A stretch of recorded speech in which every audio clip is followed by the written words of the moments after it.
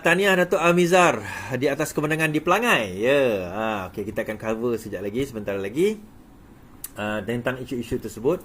Malam ni saya takkan intend nak pergi lama, tapi kita akan bercakap beberapa cerita malam ni.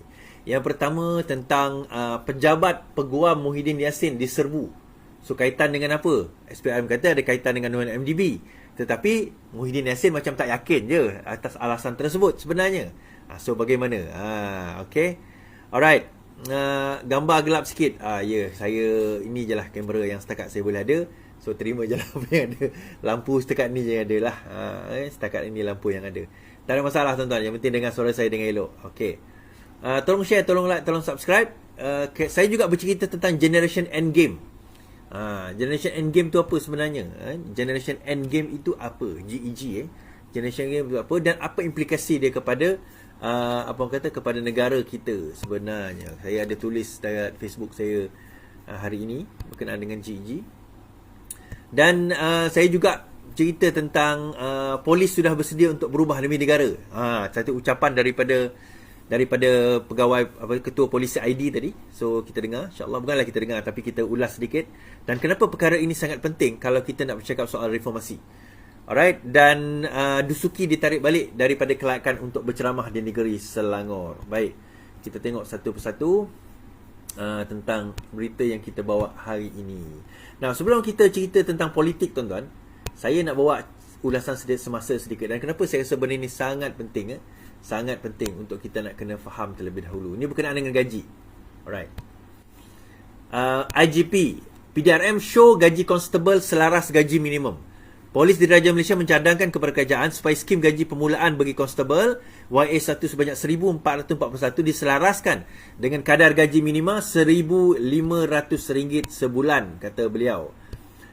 Ketua Polis Negara Tan Sri Razudin Husin berkata, selain penyelarasan tangga gaji, PDRM juga mengemukakan beberapa cadangan khusus bagi meningkatkan tahap integriti pasukan. Kita telah cadangkan agar kenaikan penambahan 30% daripada kadar kenaikan penambahan 30% daripada kadar kenaikan gaji tahunan dan kenaikan 1 KGT one-off bagi kumpulan pengurusan profesional kepada skim pegawai kanan polis iaitu YA13 hingga YA24A. Begitu juga kumpulan pelaksana skim pegawai rendah polis konstable daripada YA1 hingga YA10 dan sehingga Y10.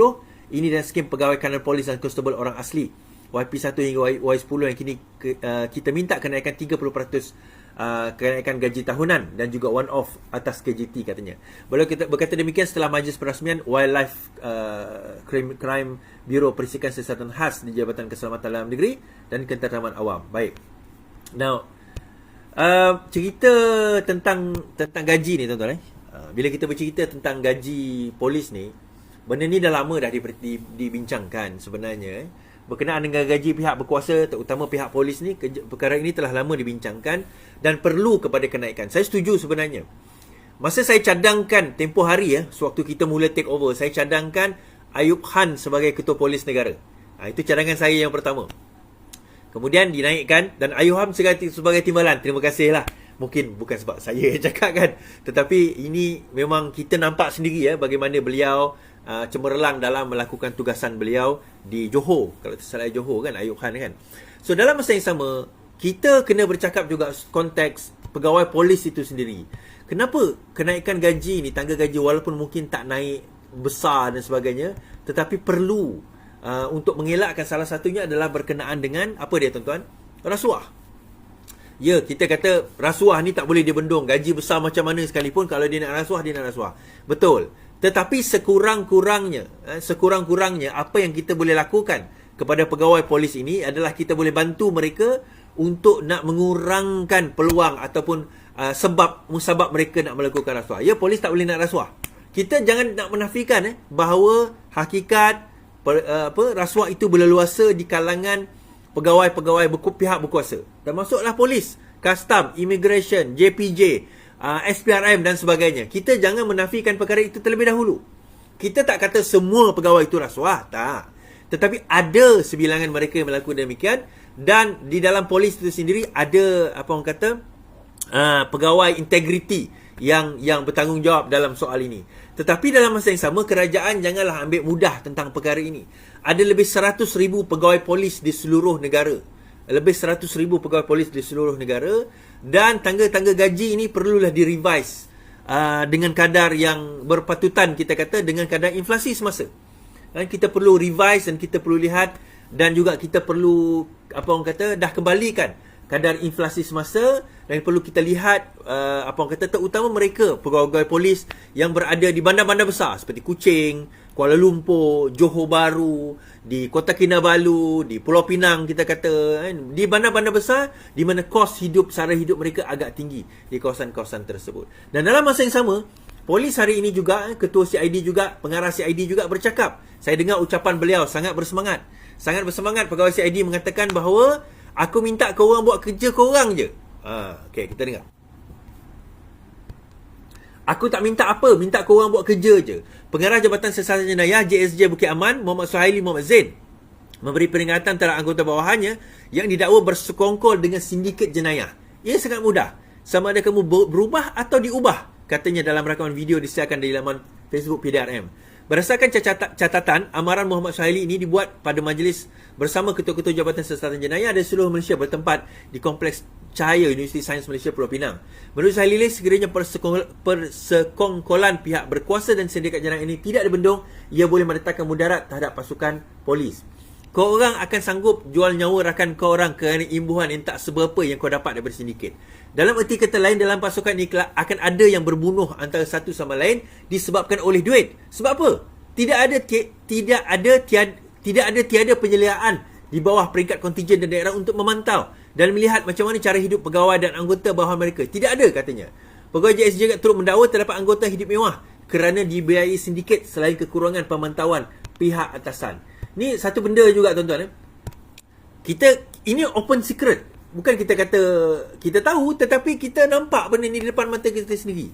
Bagaimana sindiket-sindiket ini membayar pihak berkuasa, pihak polis dan sebagainya untuk akhirnya mereka terlepas daripada jenayah-jenayah mereka. Now, dengan pertukaran yang baru ini, itu satu sindiket jenayah. Tetapi tuan-tuan, ada di sebuah negeri di East Ketambola ni, orang politik dia yang membayar pihak polis untuk jadi perisik mereka. Orang politik yang membayar pihak-pihak polis untuk menjadi perisik mereka. And I'm not talking about federal, I'm talking about state, negeri. Jadi, penyalahgunaan kuasa sebegini sepatutnya di peringkat atasan sendiri dah mula sedar dan mula mengambil tindakan yang sangat drastik. Saya setuju dengan pengarah CID tadi. Tetapi kalau sekadar kata-kata, dia macam, ingat tak Hamid Bador? Hamid Bador nama dia itu. Yang dia buat ancaman terhadap ancaman kartel-kartel di dalam polis itu sendiri, tetapi tidak diendahkan kerana kartel ini berleluasa atas hasil suapan makanan sindiket-sindiket ini. Dan bila mereka dah mula ambil, mereka dah tak boleh nak turn back sebab ada bukti terhadap mereka. So, antara perkara yang boleh dilakukan oleh pihak polis dan pihak berkuasa, tak semestinya polis, ialah untuk menukar. Rotation itu sebenarnya kena berlaku. Dan memang dah ada pun dalam undang-undang, dalam peraturan dan dalam tata cara yang dibuat oleh polis, memang akan ada rotation. Tetapi after a while, bila benda itu tidak disemak, tidak disiasat, rotation itu tidak berlaku dalam kadar yang sebenarnya. Sepatutnya rotation itu daripada satu negeri pindah negeri yang lain. Tetapi dia pindah dalam kawasan yang sama. Dia rotate tapi pindah balai je, tuan-tuan. Jadi benda tu tak kena, tak jadi. Dan benda tu yang akan menyebabkan reformasi yang kita cuba lakukan ni takkan berjaya kalau sekiranya pihak yang sepatutnya menjalankan tanggungjawab itu sendiri tidak melakukan tanggungjawabnya mereka dengan baik, dan mereka dibayar untuk melakukan tanggungjawab tersebut. Yang ini yang agak merisaukan kita lah sebenarnya, kan? Agak merisaukan kita. Baik. Jadi kita kembali tadi, kalau kita nak buat reform, kita kena buat reform dengan kadar dan juga cara yang betul. Baik. Now, tahniah saya ucapkan, ini Pelangai punya cerita, di Pelangai, Pahang. Ashraf Umun BN berjaya pertahan Pelangai. Setiausaha Gong UMNO Ashraf Wajdi Dusuki mengumumkan Barisan Nasional berjaya mempertahankan DUN Pelangai bagi PRK kali ini. Catatan beliau di Twitter setakat 8.13 tadi menulis, calon Barisan Nasional mendahului dua pencabarnya dengan majoriti 2,949, tetapi hakikat sebenarnya dah meraih lebih daripada itulah. Pada PRU 15, BN mempertahankan DUN Pelangai dengan majoriti 4,048 undi. Tahniah kita ucapkan kepada Barisan Nasional yang telah menang di DUN Pelangai, dan tidak ada alasan lagi lah bawa gelombang-gelombang yang sewaktu dengannya. Okey. Seterusnya, tuan-tuan, berkenaan dengan Ustaz Ahmad Dusuki. MAIS tegas tarik balik tauliah Dusuki ajar agama. Okey. Majlis Agama Islam Selangor memaklumkan pihaknya tetap tegas untuk menarik balik tauliah mengajar agama Islam bagi aktivis politik di negeri ini selaras dengan titah Sultan Selangor Sultan Sharafuddin Idris Shah. Pengerusinya Abdul Aziz Muhammad Yusof berkata, MAIS menghormati keputusan Mahkamah Tinggi Shah Alam pada 5 Oktober yang memutuskan pembatalan penarikan balik tauliah mengajar agama Islam terhadap Ustaz Dusuki dikeluarkan oleh MAIS. Keputusan Mahkamah Tinggi berdasarkan alasan ketidakpatuhan prosedur semasa proses penarikan balik tauliah dibuat. Keputusan Mahkamah Tinggi Shah Alam sekali lagi tidak menyentuh dan tidak mempersoalkan penarikan balik tauliah atas titah Sultan Selangor Sultan Sharifuddin yang tidak memkenankan tauliah mengajar agama kepada mana-mana aktivis politik. Justru titah Sultan Selangor ini masih berkuasa di negeri Selangor, katanya. MAIS juga menegaskan keputusan menarik balik tauliah mengajar agama selaras dengan titah Sultan Selangor. Ia berdasarkan maklumat mengenai status keaktifan dalam parti politik termasuk tapisan keselamatan yang dikeluarkan oleh PDRM. Dalam hal ini, MAIS memutuskan tidak membuat rayuan terhadap keputusan Mahkamah Tinggi atas alasan rayuan yang difailkan hanya bersifat akademik kerana tempoh tauliah mengajar agama Islam sudah tamat, Ustaz Dusuki sudah pun tamat pada 30 Jun lalu, jelasnya. Okey, so apa yang berlaku, tuan-tuan? Hari itu, tempoh hari, Dusuki Ahmad, Ustaz Dusuki ni telah ditarik tauliah untuk mengajar. Okey, tauliah untuk mengajar beliau telah ditarik. Now, isu dia bila selepas ditarik, dia membuat rayuan di Mahkamah Tinggi mengatakan bahawa pembatalan atau penarikan balik tauliah tersebut adalah tidak sah. Dan setelah dicabar di mahkamah, memang betul mahkamah mengatakan ia tidak sah kerana tidak mengikut prosedur. Okey, ini kita kena faham dahulu. So, ia tidak sah kerana ia tidak mengikut prosedur. Bukannya proses penarikan itu tidak sah, tetapi prosedur tidak dia patuhi, therefore ia tidak sah, maka kembali. Namun begitu, maksudnya tauliah itu dikembalikan. Namun begitu, apa yang berlaku? Pada 30 hari bulan Jun, tauliah dia sudah tamat. Jadi, bila tauliah sudah tamat, maka terpulang kepada Majlis Agama Islam Selangor sama ada nak meneruskan tauliah tersebut atau tak meneruskan tauliah tersebut. Itu adalah bidang kuasa. So, pembatalan, penarikan pembatalan itu berkuat kuasa valid sebelum.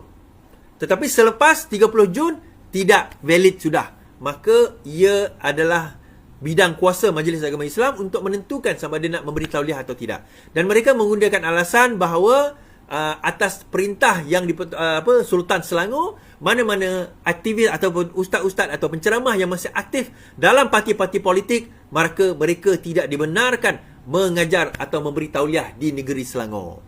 Okey, jadi daripada dasar itu, Dusuki telah hilang kelayakan untuk mengajar di negeri Selangor. Negeri Selangor ni, tuan-tuan, antara negeri yang masyuk jugalah kalau dapat negeri Selangor ni kan.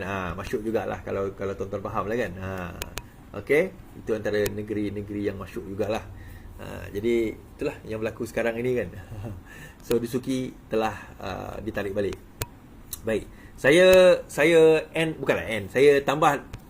ulas sekali cerita dengan Generation Endgame, tuan-tuan. Okey. Alright. Satu isu yang melanda negara kita agak parah juga adalah, ini bukan negara kita je lah, banyak negara di seluruh dunia menghadapi masalah ini. Tetapi sebab negara kita ni, kita nak kena deal dengan rakyat dan sebagainya, kita nak kena bertanggungjawab dengan apa yang kita lakukan. Maka ini adalah isu apa, tuan-tuan? Isu merokok. Okey, kita dah cuba macam-macam usaha untuk nak mengurangkan ataupun at least kurang-kurangnya menghapuskan perokok. Apa yang kita dah buat? Kita dah naikkan tax sudah. Dulu saya ingat lagi masa saya beli rokok masa zaman-zaman sekolah tu kan, beli rokok Dunhill RM3. Sekarang ni RM17. Sekarang saya tak merokok lah kan. Zaman-zaman dulu biasalah muda-muda kan. Semua nak cuba. Lepas tu kita dah naikkan tax. Kita juga dah naikkan cukai, kita dah buat klinik untuk berhenti merokok. Kita juga sudah kita buat? Kita dah buat kempen. Kerajaan Pakatan Harapan tu kempen, kalau siapa nak merokok kena lebih 3 meter pun tak berjaya. So akhirnya pada zaman Perikatan Nasional, yang ni saya kata, tuan-tuan, mana benda yang elok kita teruskan. Zaman Perikatan Nasional di bawah KJ, beliau telah mengemukakan satu cadangan supaya diadakan Generation Endgame, GEG. Nah, apa itu Generation Endgame? Generation Endgame ni, setelah tak berjaya, fatwa keluar haram pun tak jalan, dengan orang PAS sekali pun masuk rokok kan, benda-benda semua tak jalan. So Generation Endgame ni adalah generasi yang lahir pada tahun 2007, 2008, 9 dan ke atas, maka mereka akan diharamkan daripada membeli rokok. Dan mereka diharamkan daripada membeli rokok terus. So generasi yang 2008, 2007, 2006 tu macam mana? Yang sebawah tu, yang bawah itu tak ada masalah. Tetapi 2007 ni kerajaan akan mengharamkan mereka daripada membeli rokok. So akhirnya adalah satu badan ni mengemukakan satu kertas. Kan? Dia kata so-called pakar ekonomi ni lah. GEG, negara bakal rugi 340 juta GDP dan hilang 2,700 pekerjaan. Pelaksanaan dasar Generation Endgame dijangka bakal meningkatkan aktiviti penyeludupan selain mengakibatkan negara mengalami kerugian sebanyak 340 juta dalam sumbangan keluar dalam negara kasar. Menurut kajian dikeluarkan oleh firma penyelidikan Oxford Economy, lebih 2,700 pekerjaan juga bakal hilang, termasuk tambahan 1.2 bilion dalam ketirisan cukai tahunan akibat perdagangan haram melalui sektor tembakau. Selain itu, kajian tersebut turut menunjukkan tindakan mengharamkan vape dipercayai akan menjejaskan potensi sumbangan sektor cukai sektor itu yang dianggarkan menjejas 1 bilion setahun. Nilai sebenar kerugian mungkin lebih besar kerana angka dalam laporan itu tidak mengambil kira sumbangan terbaru industri vape setelah industri itu disahkan di Malaysia. Now, setakat ini, diorang cerita pasal apa yang boleh disumbangkan. Rokok ni boleh sumbang apa? Vape boleh sumbang apa? Dia kata kita akan rugi 300 juta ni. Kita rugi 300 juta kerana perkara ini. Tetapi dia tak cerita berapa kita rugi disebabkan oleh penyakit, disebabkan oleh merokok. Kan, saya buat a little bit of digging lah. Okay. Pada tahun 2020, satu kajian dilakukan pada tahun 2020. A latest study conducted by Tan, etc. pada tahun 2020 mendapati dan yang berokok ada mempunyai negative impact kepada kesihatan dan juga produktiviti kerja di kalangan rakyat Malaysia. In particular, merokok menyebabkan kerugian 275.3 bilion ringgit daripada segi produktiviti, 5.5 juta quality adjusted life years dan 3 juta disability disebabkan oleh merokok. Dan dalam masa yang sama, pada tahun 2019, Dr. Lee Boon Chye mengatakan kerajaan terpaksa berbelanja sekitar 16 bilion setahun untuk merawat pesakit disebabkan oleh rokok. Now, kita nak compare tadi, tuan-tuan. Kita kena compare, okay? Dia kata, on the other hand, kita rugi 300 juta. Lepas tu, seludup rokok 1 bilion. Okay? Katalah kita ambil. Okay, dia kata itu pun very conservative. Ambillah 5 bilion. Okay lah, ambillah 10 bilion. Every year, kerajaan terpaksa berbelanja 16 bilion untuk mengubat pesakit disebabkan oleh smoking related disease. Pendapatan tadi tak sampai 1 bilion pun. Yang kedua, productivity 275 bilion kerugian disebabkan oleh smoking dan 3 juta disability. Smoking ini menyebabkan kanser. Smoking ini menyebabkan orang kata apa? Jantung, buah pinggang. Jantung kita, buah pinggang kita. Kanser-kanser yang berkaitan dengan yang sewaktu dengannya ni lah disebabkan oleh smoking. Now, isu dia, tuan-tuan, kita on the other hand, kita ada pendapatan. Tetapi adakah cukup pendapatan itu untuk menampung kerugian yang kerajaan kita tanggung sebenarnya? Tak. Sangat tidak dapat kita nak menampung kerugian tersebut. Tolak tepilah hukum fatwa haram itu. Kita tolak tepi dulu. Kita tengok. Sebab itu dalam satu hadis kan, Rasulullah sebut dalam satu hadis. Imam Nawawi juga, hadis 40. La darar wala dirar. Maksudnya jangan kamu berbuat kemudaratan dan jangan kamu jangan kamu memudaratkan dan jangan kamu berbuat kemudaratan. Itu maksudnya mendatangkan kemudaratan dan membuat kemudaratan. Dua-dua tak boleh. Dua-dua haram. So dalam hal ini, smoking related disease, cancer, disability, jantung, buah pinggang dan sewaktu dengannya. Kemudian low and productivity dan sebagainya, menyebabkan kerajaan dan negara kita rugi ratusan bilion ringgit. Untung kita 1, 2, 3 bilion tadi tu. Tak, masalahnya ekonomis, Oxford Economist duk tengok yang itu. Saya risau dia orang ni dibayar ke? Kan? Dibayar oleh geng-geng syarikat rokok ni ke sampai dia kena keluarkan benda. Kita tak nafikan. Tetapi itu yang berlaku. Okey, kemudian dia kata berlaku penyeludupan. Tuan-tuan, penyeludupan itu, seludup rokok ini bukan sebab apa orang kata kita nak pergi ban rokok dan sebagainya. Seluruh rokok ini berlaku sebab rasuah. Kita cerita awal-awal tadi tentang polis kan, tentang custom, tentang Amerika, sebab rasuah.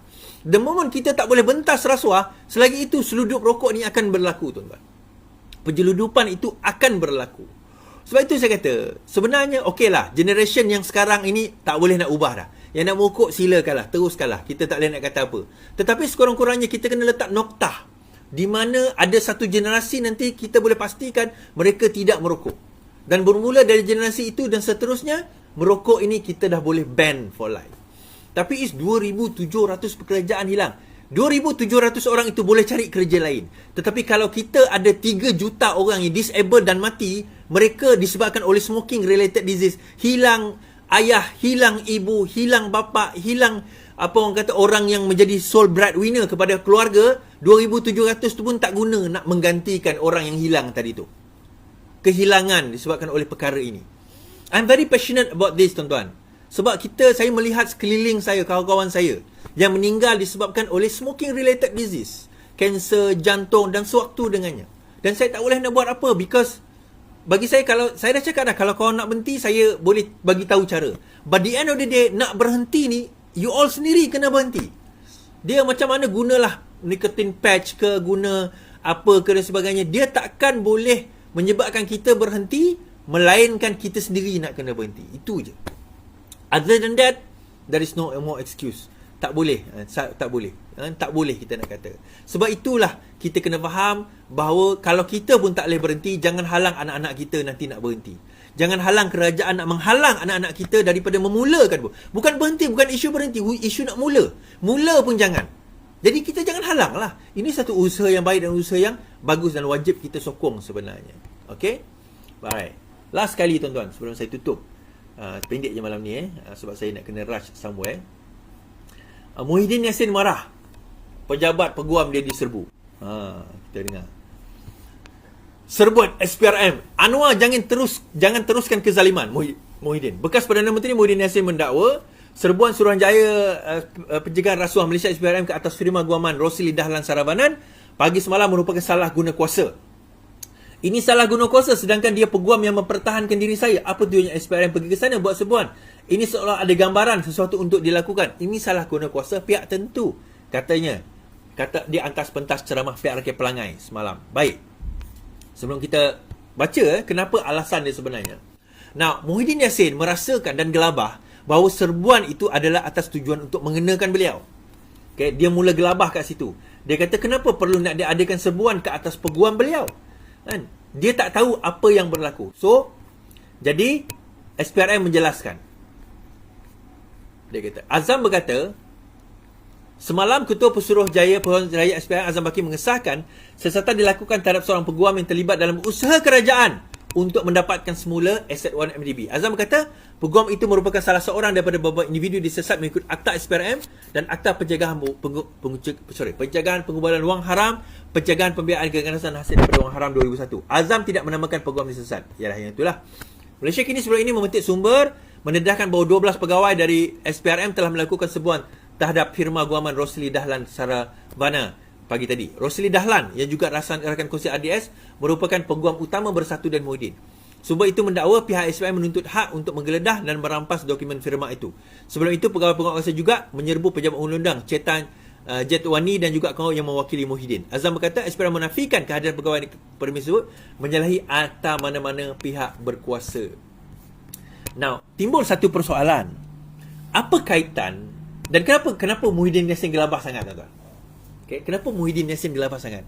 Jadi kadang-kadang ni buat saya berfikir kan, adakah serbuan tersebut ataupun pihak peguam tersebut mempunyai kaitan dengan kes 1MDB? Bukan saya kata peguam itu ada kaitan dengan kes 1MDB, tetapi Bersatu dan juga Muhyiddin Yassin as a whole.